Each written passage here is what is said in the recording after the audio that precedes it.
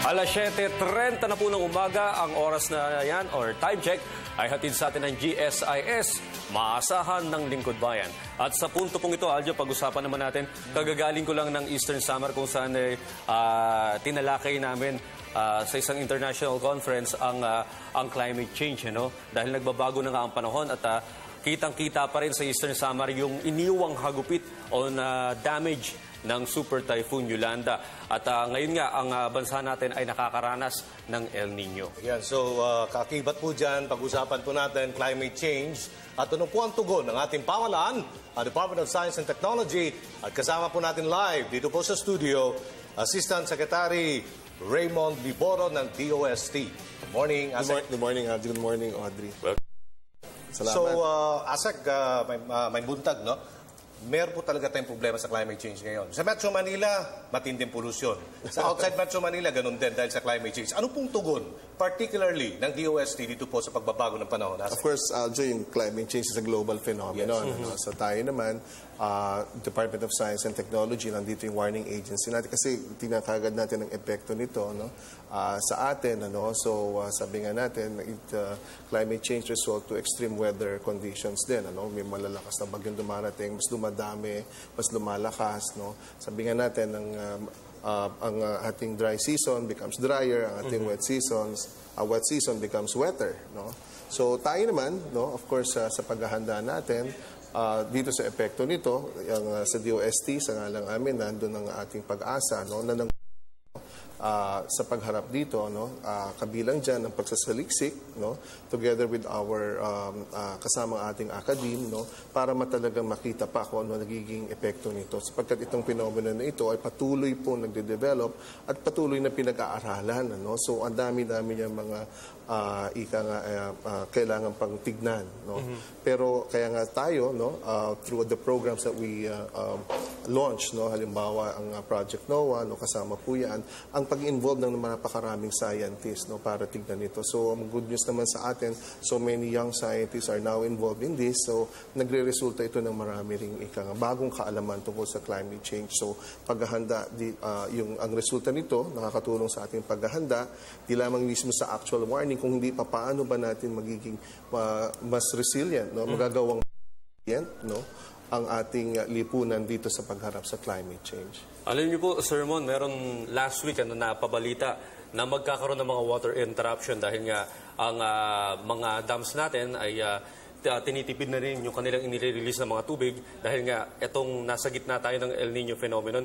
May mga contingency plan din po ba dahil maapektuhan nito?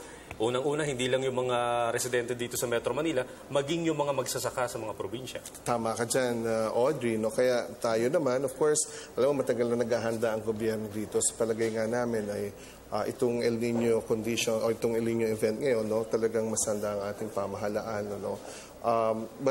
Sa ngayon, halimbawa, itong mga dams natin, ang intervention na pwede natin magawa talaga dyan, padamihin pa yung tubig dyan. So halimbawa, yung cloud seeding, sabi nga, in close coordination with the DOST and Pag-asa, gumagamit na tayo ng Doppler radars ngayon para malaman kung saan ma-target itong mga ulap na maaaring isid para umulan dito sa mga watershed areas natin. Bukod pa dyan, itong mga bagong technology na ginagamit natin, like yung LiDAR, ito po yung napakapinong pagmapa. Nakikita natin kung saan pwedeng, halimbawa, magtayo ng mga impounding areas kung saan pwede mag-imbak ng tubig. At yan ang binibigay natin sa mga planners natin ng halimbawa ng DPWH para makita nila saan ba itong mga areas na pwede talaga makapag-imbakan pa ng tubig. Makakatulong din itong mga bagong teknolohiya na ito para nga rin sa irigasyon ng ating mga magsasaka. But overall, ang pagharap dito sa mga epekto nito talaga ay hindi lamang pang nasyonal, hanggang pang lokal, hanggang pamilya. So kailangan pong ang bawat pamilya po sa atin ay maging aware dito po sa magiging epekto nito at maghanda po tayo. So, ibig sabihin ng ASEC, magdadagdag tayo ng mga dams? Ilang sa Luzon, kundi sa Mindanao din? Well, ang tinitingnan natin dyan, sabi nga, yung identification ng possible impounding areas, yan ay posible na because of new technology. Sa ngayon, itong mga watershed area, yung mga dams natin, nandyan na for the longest time. So, sinasabi nga, kailangan, alam mo, ang ang water situation, input at output yan. Kung gaano karaming mahuhulog at kung gaano karaming ginagamit, yan ang nagde-determine kung gaano estado ng iyong supply. So, diyan, tinitingnan natin kung paano mapapalago ang supply ng tubig dito sa mga dams na ito kung saan siya nagko-contain ng water. Kasi ang problema ngayon, nakikita ko lang po, Asek, kapag balakas ang ulan, bumabaha. Halimbawa sa Metro Manila, tubig nawawala. Ngayon El Nino na ito, nagkukulang na naman tayo ng tubig. Paano niyo po i-explain? Kaya nga, so maraming tubig talaga yung nasasayang din dyan. So, kaya nga ngayon, tinitignan natin itong mga, kailangan tumaas yung ating abilidad na makontain itong mga tubig na ito. But for now, yun nga sa ating mga dams, I think yung Angat below level pa rin siya ngayon. So, it's really yun nga, paano natin patataasin yung level nito at paano rin man natin mako-contain yung, yung paggamit, mako-conserve yung paggamit para nga hindi na mabot tayo sa crisis levels. Okay. According sa ating Weather Bureau, medyo mahaba-haba po ang magiging epekto ng El Nino. So hanggang as early as first quarter next year ang kanilang pagtaya. So ngayon, sir, ano po yung mga DOST kapag talagang namimiligro na yung mga dams po natin? Una, ito namang karanasan na hindi na ito bago sa atin. Of course, ang El Nino po is a natural phenomenon. Napapansin lang nga natin dito sa mga panahon nga ng climate change, mas dumadala siya. So at ngayon, kino-compare nga po nila ang mangyayari ngayon na El Nino ay comparable noong 1997-1998. Siguro para sa kabatiran po ng mga mamamayan, ang El Nino po ay nagaganap, sabi nga, kapag may tinatawag tayong sea surface temperature anomaly, tumataas po ang temperatura dyan sa may Central Pacific, umiinit po yung tubig. At yun yung nagkukos nitong mga effects na ito. Ang analysis po, ang pag-aaral po ng ating mga scientifico, kasi daw yung may mga trade yung hangin, nag-iiba yung shift ng hangin. So, from east to west, the eastern part ng west, nag-west to east. So, nagkakaroon niya ng maraming epekto. Sa atin po, mas magiging tuyo, samantalang doon sa eastern part, ito pong western part po ng Amerika hanggang South America, ay magiging basa. So, ganun po yung nagiging epekto niya.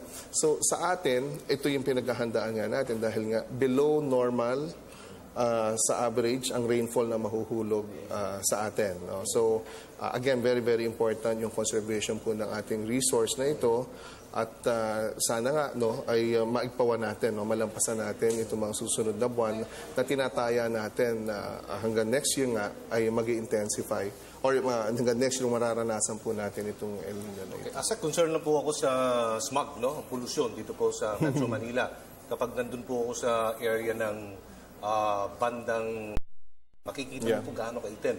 Ano po ang ginagawa pong paraan ngayon ng DOST? Pang maibsan po yan, malala yata, sir. Well, of course, dito sa El Nino, sinasabi nga nila, dahil nga kakaunti ang rainfall. Usually, yung ulan na nakakapagpalinis ng hangin, dahil nga kukunti inaasahan natin na ulan, maaring manatili yan dyan. Alam mo, marami naman mga ahensya nagtutulong-tulong dyan, Aljo. Panungunahan yan ng DENR, Department of Environment Natural Resources. At tayo rin naman, katawang din ng iba pa, ay nagko-contribute. Again, by way of pagsasaliksik dito sa mga maaring pinagmumulan nito. But of course, marami po tayo. Halimbawa, ito pong ating Advanced Science Technology Institute, nagde-develop din po tayo ng sensors to monitor itong air quality po natin para kaagad nating malaman real time kung ano ang sitwasyon ng ating hangin para makagawa din tayo ng mga kaparaanan upang ma-mitigate ito. Okay. Partikular na kabahagi natin dyan ang Environmental Management Bureau ng DENR. Maraming salamat, sir. At napaka-importante na kasama sa teknolohiya natin yung na-produce ngayon ng DOST ng mga Doppler radars para malaman kung saan magkakaulan at mag-take advantage doon, lagyan ng mga seedlings. That's right. At para alam mo yun, makatulong sa mga dams natin. Tama yan. Panawagan na lang natin, Asek, na huwag pakialaman ng ating mga kababayan, yung mga Doppler radars natin. Yung mga sensors. Sinanakaw, sir, di ba? Well, may mga cases, ito yung mga ring gauges natin, at iba pang mga sensors. Pero, yun naman, but overall naman, nagpapasalamat tayo sa mga kababayan din natin at sa local government na tumutulong din i-maintain ito. Okay, maraming salamat, Sir Mon Liboro, Assistant Secretary ng Department of Science and Technology sa pamamagitan ng DOST. Sana lahat ng mga kababayan natin, tayong lahat magtulungan para labanan ang climate change. Maraming salamat po, sir. Thank you. Salamat din sa inyo, Adrita.